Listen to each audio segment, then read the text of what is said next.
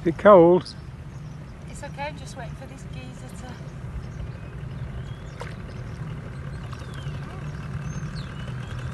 Yeah, it is.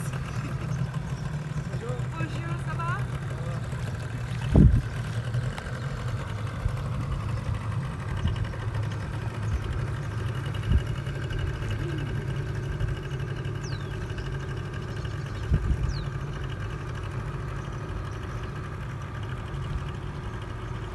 And she's off.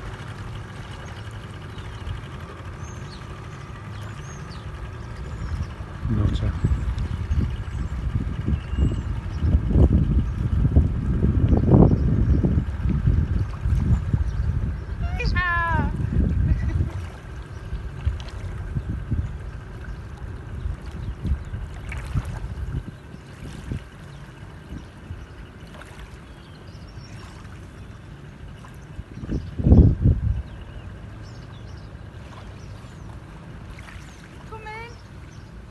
Oh yeah, I'll be right in. Just wait there. Not.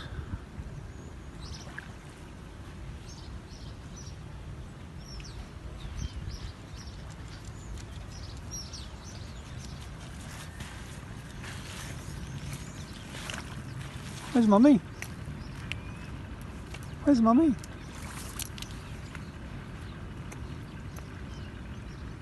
Mummy's swimming.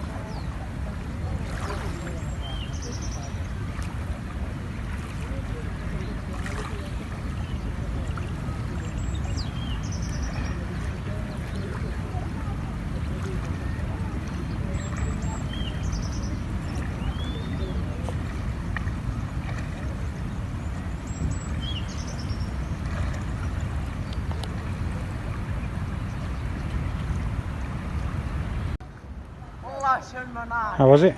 That was awesome, beautiful. First chance I've had to swim since we've got here. Since we left, well, since we entered France. Obviously it's too cold in France, but and Spain even, isn't it? It's still a bit cold there as well, but just had a chat with a couple over there and the guy in the boat, the boatman. And we've got some loose cannons just arrived.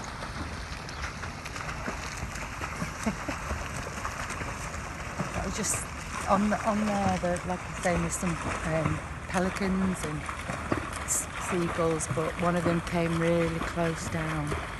Obviously got the fish out of the water.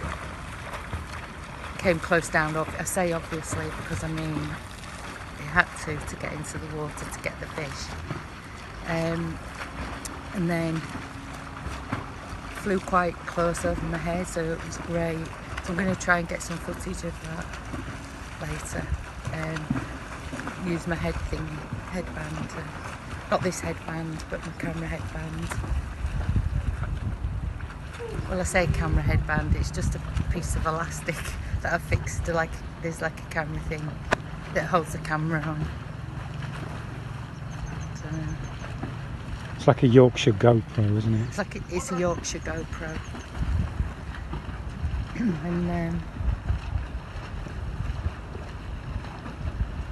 And Yeah, and that would be, there's that beautiful mural there.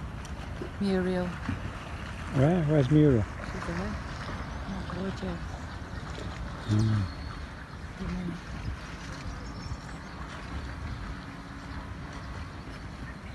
Yeah. We've just joked that this property here looks a bit abandoned. Oh, well, let's go up and have a look. Apparently you can buy it for £20,000. So you said to me, I've just been looking and you could buy this. Guess how much this building is here? And then you said it was 200,000 200,000 dirhams, which is £20,000. I was like, yeah, no way.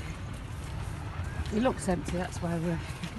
Yeah, I hope it is empty. It's really nice. Oh, the shutters are down, It's probably a holiday home. Oh, yeah. I was thinking more the one next to it, actually. yeah. Yeah, that one. In disarray. Yeah, apparently that one's for £20,000. Is it? Oh, there's some steps there too. But no, it isn't. It's just Andrew teasing. So I could just step out every morning. Go swimming there.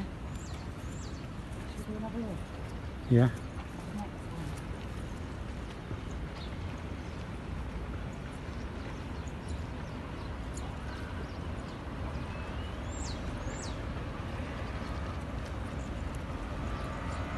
Careful, Woody.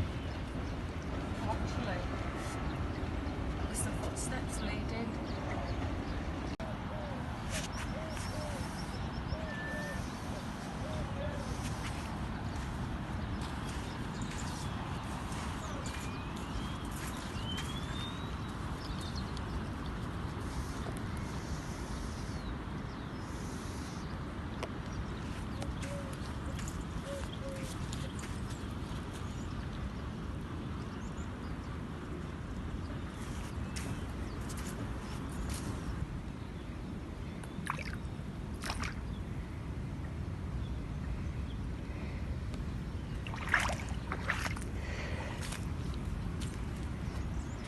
I think we might be staying here a while.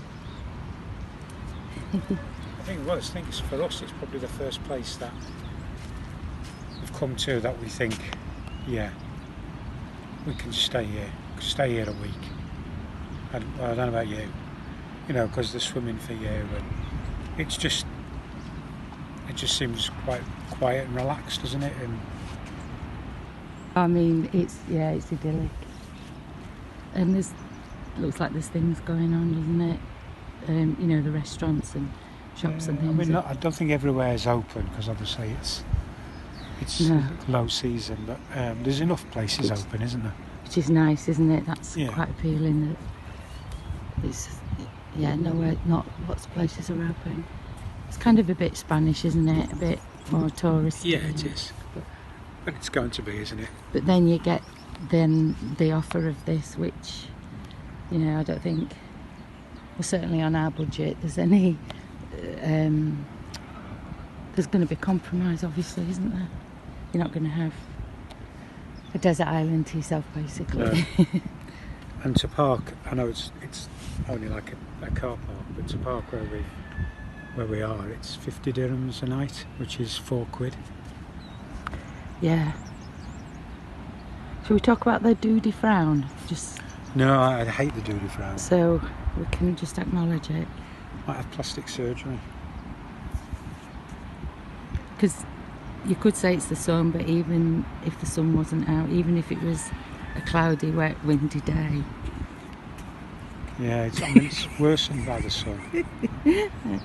I'm trying not to frown as I'm talking to you, but it's even more difficult because of the sun.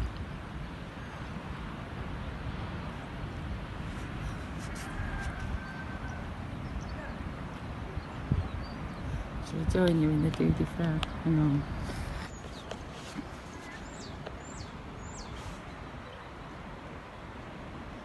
Is that it? Yeah, that's it.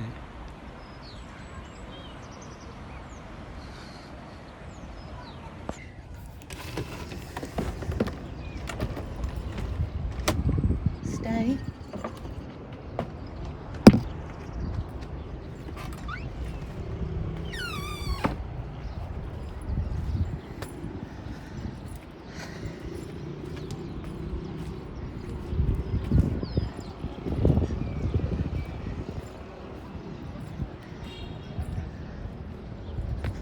So this is guarded parking, where we've been for the last 5 nights.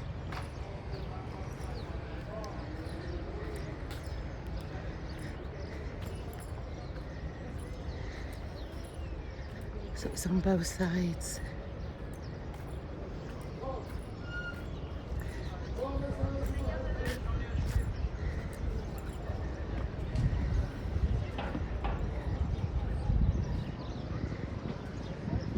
Overcast today.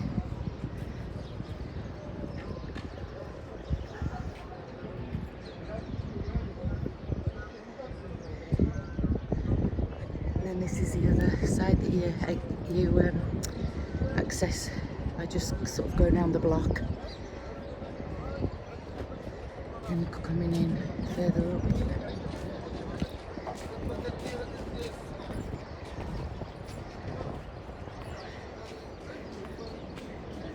We've been the only English mostly here.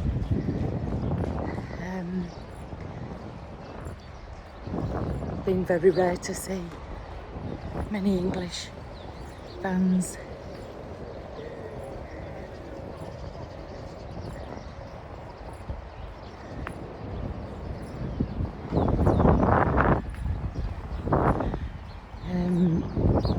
But yeah, it's been nice.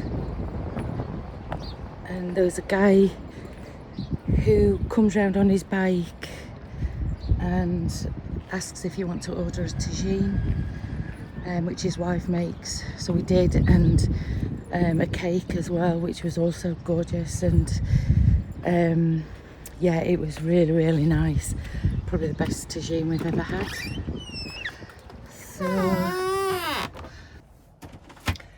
So Andrew's just arrived back from the laundrette, and when you first went up to okay, we've just had a knock on the door. Andrews, where have you left your keys? I've just left the keys on the table, that's all. The guard is... No, a boy. Oh, a little boy's just handed Andrew the keys that he left outside on the table. Yes, so Andrew's just come back from the laundrette, and because this particular, sometimes we're not on a site, and this guarded parking doesn't have any laundry facilities. So you dropped it off, didn't you, the other day? Yeah, it's actually like a dry cleaners. It's a dry cleaners, and it's just returned back from picking them up, and it's bizarre. Compare this to the UK. Oh, don't show me knickers. That's not so like our underwear's like in here, my hair turban, and for when I wash my hair, and tea towels. Oh, that's just a hand towel. I think that's a hoodie from my hoodie. Oh, is it? No, that's just a hand towel. Oh, look, and Andrew's socks. And then in this tissue paper is the washing. So anyway, that came to well, in traditional Moroccan style. Yeah. Oh. They wanted 500 dirhams. Yeah. Which was 50 quid, which is obviously a ridiculous price. And eventually we agreed on 200 dirhams, which is about, well, not 50 quid. It's about 40 pounds something. 20 dirhams equates to about 16 pounds. So it's probably still a little bit expensive for what we usually pay to go to a laundrette. Yeah. Only a little bit more, but I mean, to receive it back like that. Well, actually, I'm thinking they might have ironed those clothes as well. You know. Oh my gosh. The ones that are in paper. I will have a look. The thing is, I do. It is because we've been on sites where we've just paid 50 dirhams for the washing machine. Yeah, but obviously that's not drying as well. No, because we've been able to dry in the sun, haven't we? Yeah. But there's absolutely no laundrette at all. You see if they've ironed me swimming costume. I don't think they could do, really. What about PJs or Well, they're certainly not. Well, I don't know. Oh no, they've not ironed them. I don't. I've not ironed them, No. so yeah. So I just thought we'd share that with you.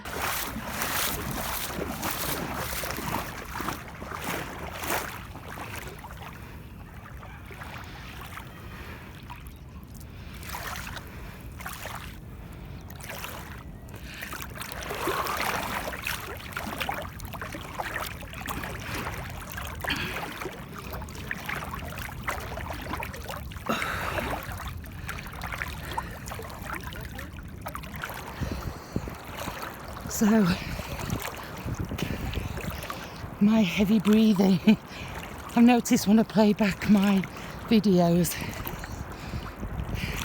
apart from that jingling noise, which is my ankle bracelet, I sound really out of breath. And yeah, it's probably because I'm fat. But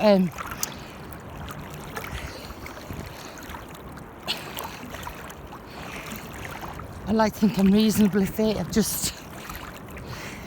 Well, not long ago did the Couch to 5k, and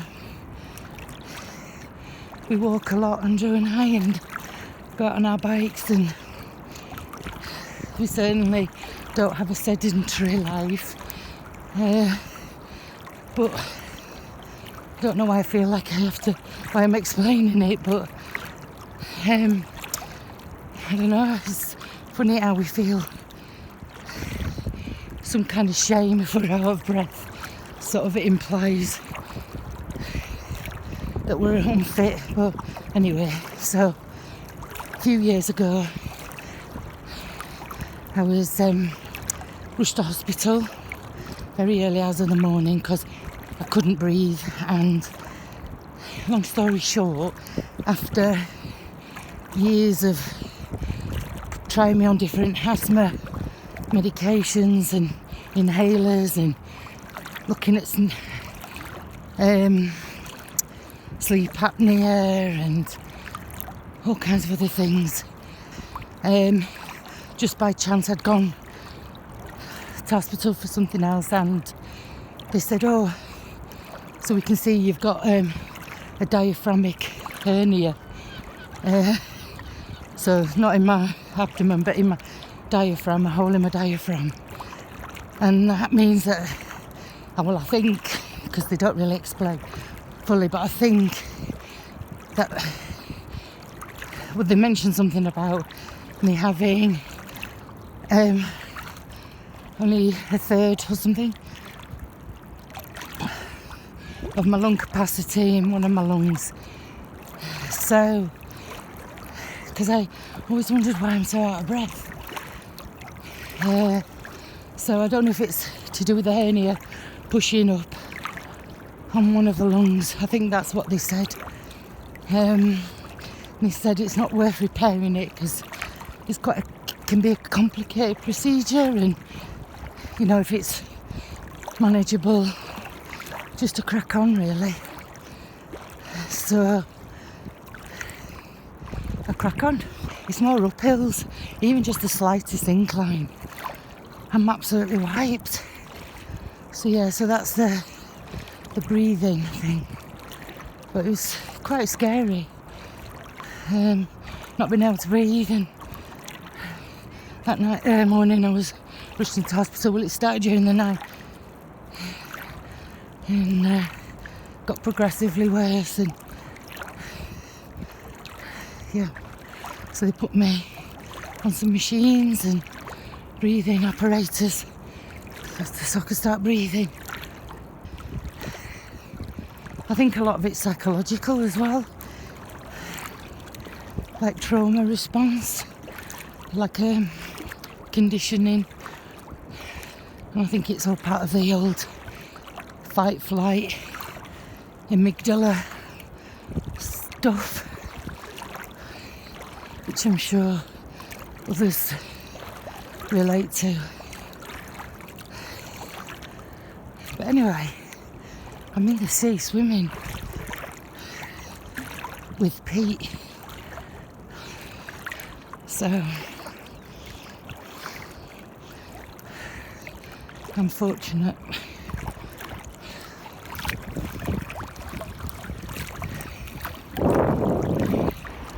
See how far I can get to the opening of from the lagoon into the Atlantic Ocean.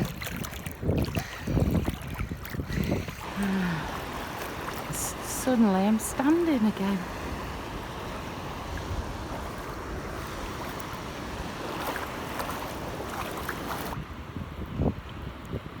So just before Peter died, most of you know that we'd just come back from a family holiday to Turkey, which we thought would probably be our last holiday, the four of us, just the four of us, with Pete and Harry being young men and would be wanting to go with their friends and girlfriends. And Pete wasn't a great swimmer. In fact, I don't think he could swim really at all, and you feel a bit as a mum when we were on that holiday and I was teaching him and how to do breaststroke, and I just, you feel like, why didn't I know this? Why didn't I know that about my son? And it was the most amazing holiday. As a mum with two boys, two sons, to have them with you for a whole week to yourself is, well, there's no money that could ever, there's nothing that could replace that or come close to that for me anyway. So when we returned of it, and then Peter died 3 days later, it's been hard for me to get back in the sea, to get back swimming again, which I did manage to do with a lovely friend of mine, Julie, who lost her son Ryan. We did some wild water swimming, and that just sort of got me back in the water. A couple of years after Peter's passing. I can never go back to Turkey. I just never ever can. That would just be too painful. Similarly to the Lake District, that's quite a painful thing to perhaps face, but I'm glad that I have been able to get back in the sea, because I do feel that this, Peter's with me when I'm in the sea.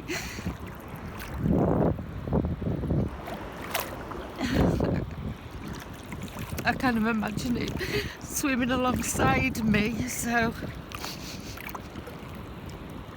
and it's just a bit of peace for me, so I can talk to him and connect with him.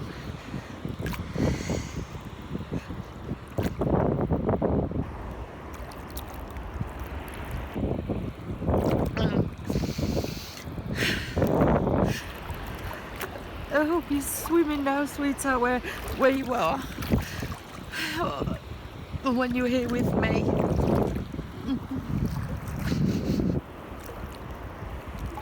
You're feeling what I'm feeling. This lovely water and nature, but where you are, it will be multiplied. And it's something that I won't know until I join you, love.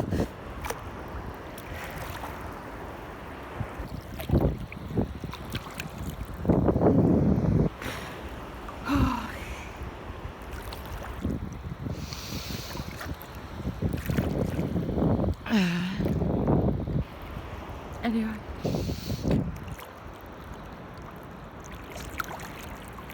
Start heading back.